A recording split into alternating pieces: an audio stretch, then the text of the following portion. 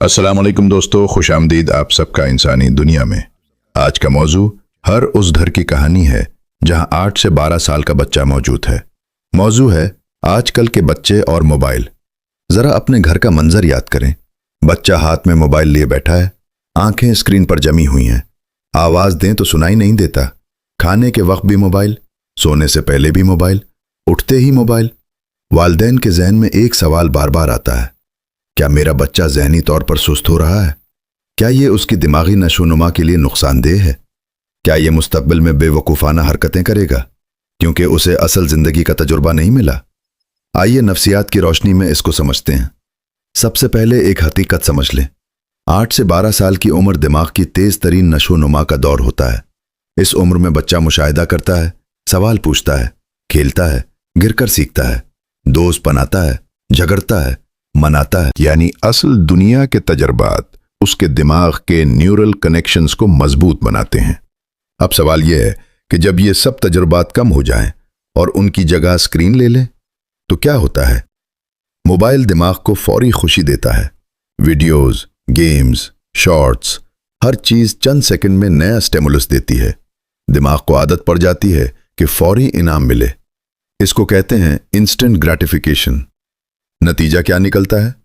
بچہ لمبے کاموں میں دلچسپی کھو دیتا ہے، کتاب کھولنے میں بوریت محسوس کرتا ہے، ہوم ورک میں دھیان نہیں لگتا کیونکہ کتاب فوراً انعام نہیں دیتی مگر موبائل دیتا ہے۔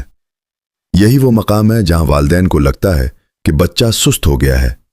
اصل میں بچہ سست نہیں ہوتا، اس کا دماغ تیز رفتار محرکات کا عادی ہو جاتا ہے۔ دوسری اہم بات، ریئل لائف ایکسپیرینس کی کمی۔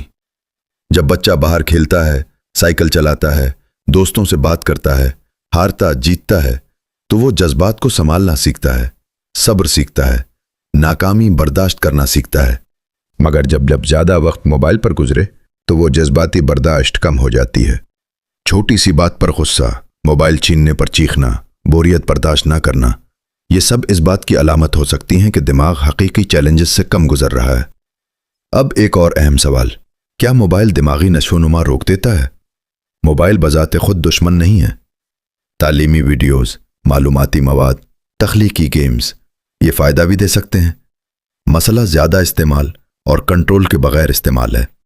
اگر بچہ روزانہ کئی گھنٹے صرف اسکرین پر گزار رہا ہے اور اس کے بدلے باہر کھیلنا، کتاب پڑھنا، گھر والوں سے بات کرنا کم ہو رہا ہے تو دماغ کا بیلنس بگڑ سکتا ہے۔ نفسیات ہمیں بتاتی ہے کہ بچہ وہی سیکھتا ہے جو وہ زیادہ کرتا ہے۔ اگر وہ زیادہ اسکرول کرے گا تو اس کی توجہ کا دورانیہ کم ہو سکتا ہے۔ اگر وہ زیادہ کھیلے گا، سوال کرے گا، تخلیقی کام کرے گا تو اس کی سوچ گہری ہوگی۔ اب آتے ہیں اس بات کی طرف جو اکثر والدین کو پریشان کرتی ہے۔ بچہ عجیب اور بے وقوفانہ حرکتیں کرنے لگا ہے۔ جب بچہ زیادہ موبائل دیکھتا ہے، خاص طور پر غیر مناسب یا بے معنی مواد، تو وہ بغیر سمجھے نقل کرتا ہے، کیونکہ اس عمر میں تنقیدی سوچ مکمل طور پر ترقی یافتہ نہیں ہوتی۔ وہ جو دیکھتا ہے وہی اپنانے کی کوشش کرتا ہے۔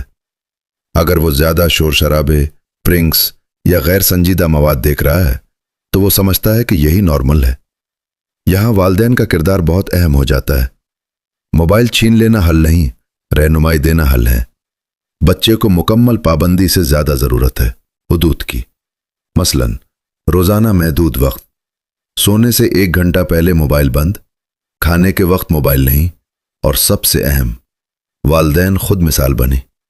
اگر ماں باپ ہر وقت فون میں مصروف ہوں گے تو بچہ کیوں چھوڑے گا؟ ایک اور اہم نفسیاتی پہلو ہے اٹینشن سیکنگ۔ کبھی کبھی بچہ موبائل میں اس لیے ڈوبا رہتا ہے کیونکہ اصل زندگی میں اسے توجہ کم مل رہی ہوتی ہے۔ والدین مصروف، گھر کا ماحول تناؤ کا شکار، یا بچہ تنہا محسوس کرتا ہے۔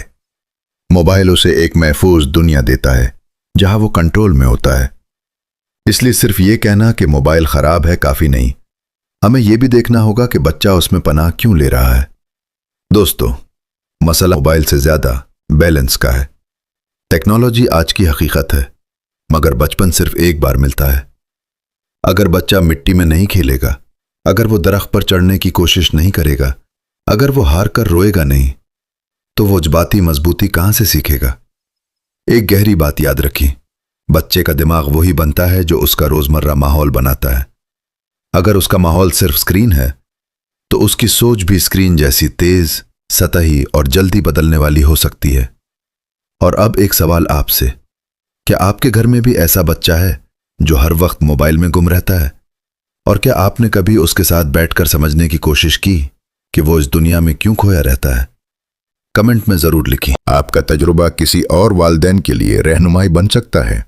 अगर आप चाहते हैं कि हम ऐसे ही अहम और हसास मौजूआत पर बात करते रहें, तो वीडियो को लाइक करें, अपने दोस्तों और फैमिली के साथ शेयर करें और हमारे चैनल इंसानी दुनिया को जरूर सब्सक्राइब करें।